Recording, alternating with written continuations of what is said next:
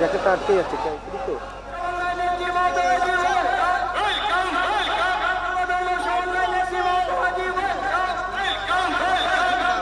শুধু একটা তারিখ নয়, 22শে জানুয়ারি এক নতুন কাল চক্রের সূচনা হলো, এই কথা বলছেন রাম মন্দির উদ্বোধনের পর প্রধানমন্ত্রী নরেন্দ্র মোদী। এবং ঠিক সেই দিনই সর্বধর্ম সমন্বয়ের বার্তা দিয়ে তৃণমূল নেত্রী মমতা বন্দ্যোপাধ্যায়ের নেতৃত্বে সংহতি যাত্রা, সেই ছবি আপনারা দেখতে পাচ্ছেন, যে হাজরা পার্ক থেকে শুরু হয়েছে এবং গিয়ে শেষ হচ্ছে পার্ক সার্কাসে। আপনারা জানেন যে কালীঘাট মন্দিরে পুজো দেন এবং তারপরে তিনি গুরুদ্বারায় যান, গির্জাতেও যাওয়ার কথা রয়েছে, মসজিদে যাওয়ার কথা রয়েছে। পাশাপাশি দুটো ছবি, একদিকে প্রধানমন্ত্রী নরেন্দ্র মোদীর রাম মন্দিরের উদ্বোধন এবং রামলালার প্রাণ প্রতিষ্ঠা, অন্যদিকে তৃণমূলের সংহতি যাত্রা, যার নেতৃত্বে মমতা বন্দ্যোপাধ্যায়। উদ্বোধনের পর, রাম মন্দিরের উদ্বোধনের পর প্রধানমন্ত্রী বলছেন, কেউ কেউ বলেছিল রাম মন্দির হলে আগুন জ্বলবে, আজকের দিন শুধু বিজয়ের নয়, বিনয়ের দিন। ভারতের শান্তি, ধৈর্য, সমন্বয়ের প্রতীক রাম মন্দির নতুন শক্তির পরিচয়। সবাইকে বলবো, আসুন বিবেচনা করুন, রাম আগুন নয়, রাম শক্তি। অযোধ্যায় রাম মন্দিরের রামলালার প্রাণ প্রতিষ্ঠার পর বিরোধীদের উদ্দেশ্যে বার্তা দিলেন প্রধানমন্ত্রী।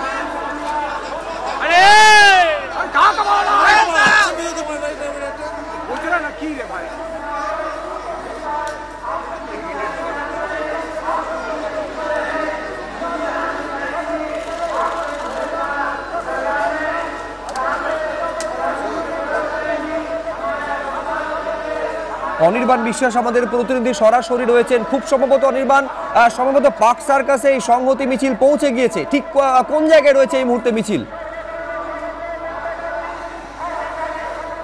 দেখো, তোমাকে জানিয়ে রাখবো যে পার্ক সার্কাসে মোড়ে ঠিক আগে ডান হাতে এই যে ক্যাথলিক চার্চ, সেই ক্যাথলিক চার্চের মধ্যে প্রবেশ করেছেন মুখ্যমন্ত্রী মমতা বন্দ্যোপাধ্যায় এবং এখানে তিনি কিছুক্ষণ প্রার্থনা করবেন, ঠিক যেমনভাবে গড়চা রোডে আমরা দেখেছি যে গুরুদ্বারাতে সেখানে তিনি প্রার্থনা করেছেন এবং এরপর তিনি কিন্তু পৌঁছে যাবেন পার্ক সার্কাসের ময়দানে যে মসজিদ রয়েছে সেই মসজিদে, সেখানেও কিন্তু তিনি প্রার্থনা করার কথা রয়েছে। স্বাভাবিকভাবে তৃণমূল কংগ্রেসের তরফ থেকে আজকে এই সংহতি মিছিলের ডাক দেওয়া হয়েছে, তার একটাই কারণ যে বিভিন্ন ধর্মের মানুষ বাংলায় যেমন আছে, গোটা দেশে রয়েছে। এই সংহতি নিয়ে বেঁচে থাকা, এটাই ভারতবর্ষের ঐক্য এবং এটাই ছবি। সেই ছবিটাই কিন্তু আরও একবার মনে করিয়ে দেওয়ার জন্যই তৃণমূল কংগ্রেসের তরফ থেকে এই সংহতি মিছিলের যাত্রার ডাক দেওয়া হয়েছিল।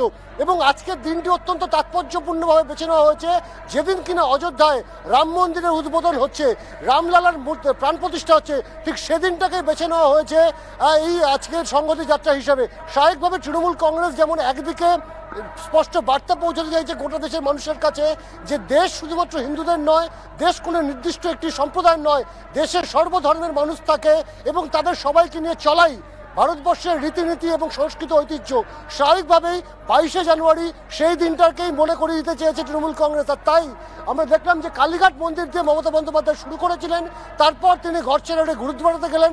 এই মুহূর্তে আমার ঠিক ডান পাশে যে গির্জা দেখা যাচ্ছে, এই গির্জায় মুখ্যমন্ত্রী প্রবেশ করেছেন, সেখানে প্রার্থনা করবেন এবং তারপর বেরিয়ে সে পার্ক সার্কাস ময়দানের ভিতর সেখানে মসজিদে যাবেন এবং তারপর একেবারে এই যে সরাসরি গির্জার ছবি আপনারা দেখছেন, এই গির্জায় প্রবেশ করেছেন তৃণমূল নেত্রী মমতা বন্দ্যোপাধ্যায় এবং সেখান থেকে তিনি বেরিয়ে এসে এরপর মসজিদে যাবেন। পার্ক সার্কাসে পৌঁছে গিয়েছে তৃণমূল নেত্রী মমতা বন্দ্যোপাধ্যায়ের নেতৃত্বে তার দলের সংহতি যাত্রা। যে ছবি দেখছেন, অভিষেক বন্দ্যোপাধ্যায় তিনিও আজকে মিছিলে পা মিলিয়েছেন। এটা একেবারে মিছিল শুরুর মুহূর্তের ছবি আপনারা দেখছেন।